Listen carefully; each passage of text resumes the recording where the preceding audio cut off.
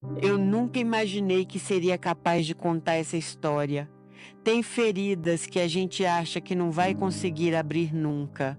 Dor que a gente pensa que vai carregar em silêncio até o último suspiro. Mas hoje eu resolvi falar. Com 86 anos nas costas e uma vida que dava para encher 3 livros de sofrimento, decidi que não quero mais esse peso. Quero que outras pessoas saibam que não estão sozinhas.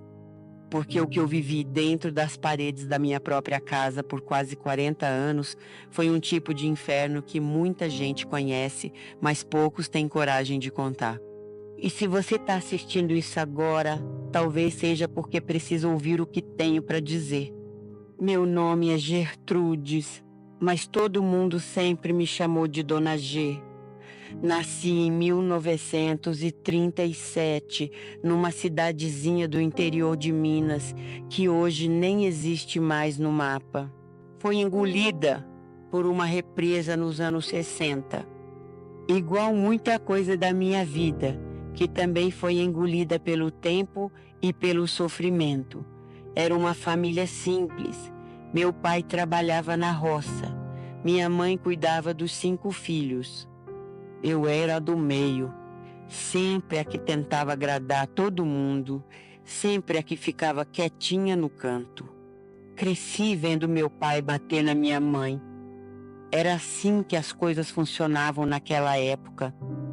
Homem chegava em casa, se algo não estava do jeito que ele queria, descontava nela. E ninguém falava nada. As vizinhas viam os olhos roxos dela no dia seguinte e diziam baixinho: é a cruz que toda mulher tem que carregar. E eu, menina ainda, já ia aprendendo que esse era o destino de mulher. Engolir quieta, aguentar calada, foi o que minha mãe fez até o último dia. Tinha 15 anos quando conheci o Augusto. Ele parecia diferente dos outros rapazes da região. Trabalhava como ajudante de pedreiro, mas tinha sonhos grandes. Falava bem, tinha lido alguns livros. E olhava para mim de um jeito que ninguém nunca tinha olhado. Pela primeira vez na vida, me senti especial. Quando ele pediu para o meu pai deixar a gente namorar, foi como se um anjo tivesse baixado na terra para me salvar. Se as pessoas pudessem ver o futuro, mas Deus não dá essa graça para ninguém, né? Talvez seja melhor assim.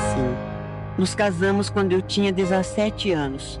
Foi uma festinha simples no quintal da casa dos meus pais. Meu vestido era emprestado de uma prima que tinha se casado no ano anterior. Lembro que estava um pouquinho largo, mas minha mãe ajeitou na véspera. Augusto tinha 24 anos e muitos planos.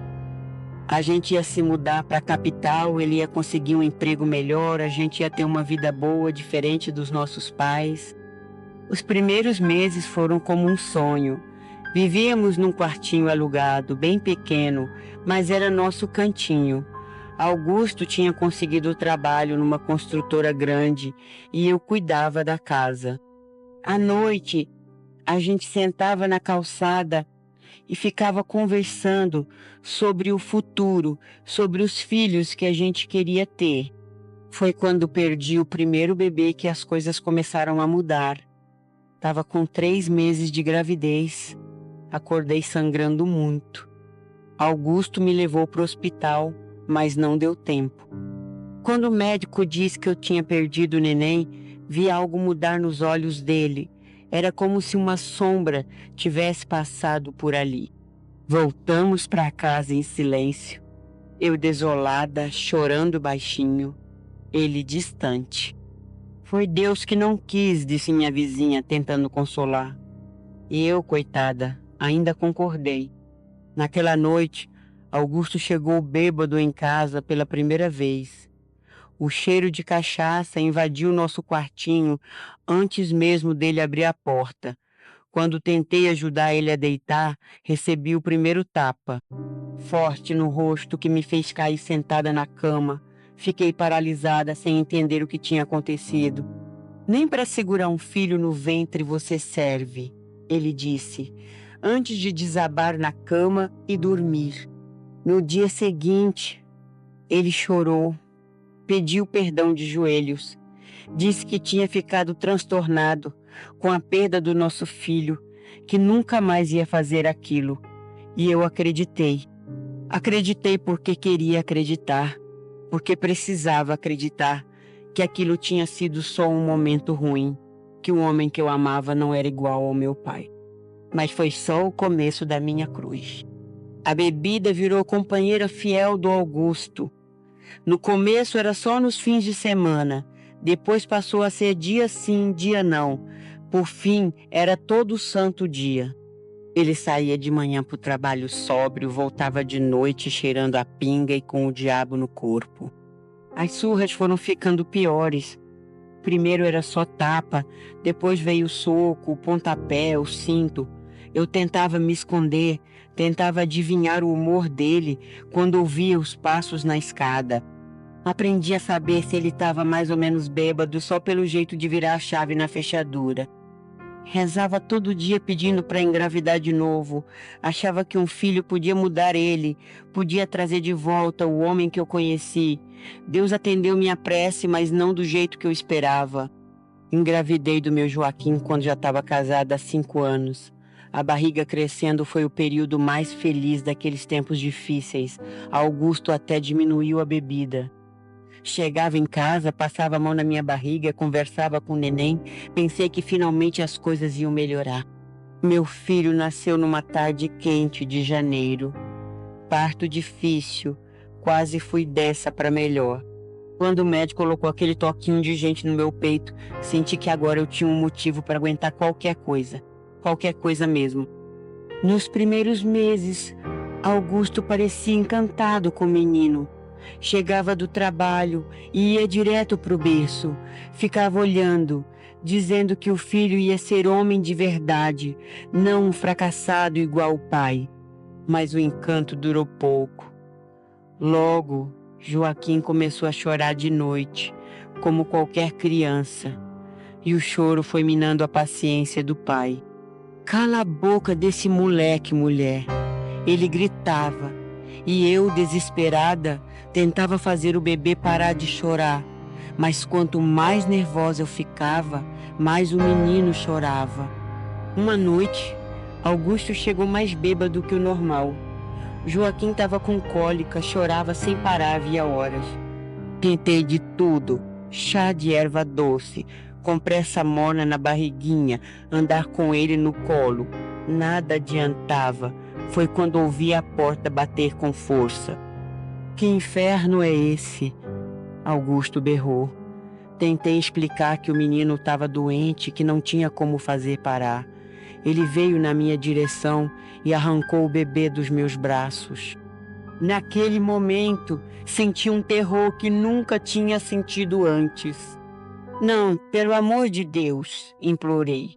Augusto segurou meu filho de um jeito bruto e gritou com ele, como se uma criança de meses pudesse entender.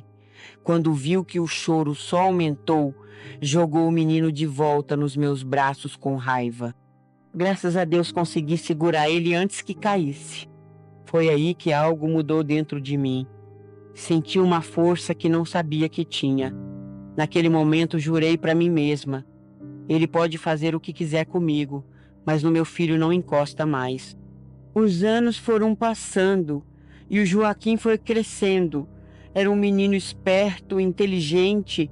Na escola, os professores viviam dizendo que ele tinha futuro. E cada elogio que meu filho recebia era como um bálsamo nas minhas feridas. Augusto oscilava entre momentos de orgulho do filho e crises de raiva destrutiva. Quando estava sóbrio, levava o menino para ver futebol, ensinava coisas de homem. Quando estava bêbado, me espancava, quebrava as coisas em casa, mas eu sempre conseguia proteger o Joaquim. Mandava ele se esconder no quartinho dos fundos ou na casa da vizinha. Às vezes ele via as marcas no meu corpo no dia seguinte, e seus olhos, tão pequenos ainda, já carregavam uma tristeza de adulto.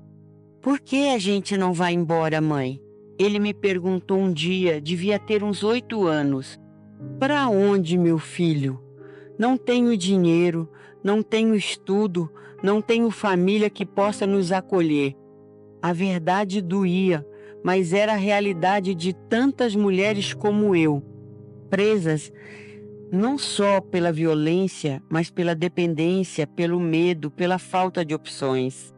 Quando Joaquim fez 12 anos, começou a se colocar entre mim e o pai durante as brigas. Era um palito de menino, magrelo, mas tinha a coragem de um leão. "Deixa minha mãe em paz", ele gritava, enquanto eu implorava para ele não se meter. Foi numa dessas vezes que Augusto, completamente fora de si, deu um tapa no nosso filho que jogou o menino contra a parede. Vi o sangue escorrer da sobrancelha dele e algo se quebrou dentro de mim de vez. Naquela noite esperei Augusto dormir. Peguei o pouco dinheiro que tinha escondido ao longo dos anos em uma lata de aveia no fundo do armário, algumas mudas de roupa, e fugi com meu filho. Fomos para a casa da minha irmã em outra cidade, a quase 200 quilômetros de distância. Mas a liberdade durou pouco. Augusto nos encontrou menos de um mês depois. Apareceu na porta da minha irmã, sóbrio, arrependido, jurando que tinha mudado, que nunca mais ia beber, que ia ser um bom marido e pai. Minha irmã, coitada, acabou convencida. "Dá mais uma chance, G. Homem é assim mesmo, tem suas fraquezas. Ele parece sincero." E eu, Deus me perdoe, voltei. Voltei porque tinha medo do que ele podia fazer se eu recusasse. Voltei porque não tinha como sustentar meu filho sozinha. Voltei porque tinha sido criada para acreditar que lugar de mulher é ao lado do marido. Não importa o que aconteça. Os primeiros meses depois que voltamos foram realmente diferentes. Augusto parou de beber, conseguiu um emprego melhor, até começou a frequentar a igreja do bairro. Pensei que um milagre tinha acontecido, que Deus tinha atendido minhas preces, mas durou pouco. Menos de um ano depois, a bebida voltou, e com ela, a violência pior do que antes. Era como se ele quisesse se vingar por termos fugido. Foi nessa época que Joaquim, já com 13 anos, começou a ficar mais tempo na rua que em casa. Não aguentava ver o que acontecia. Uma noite, ele não voltou para dormir.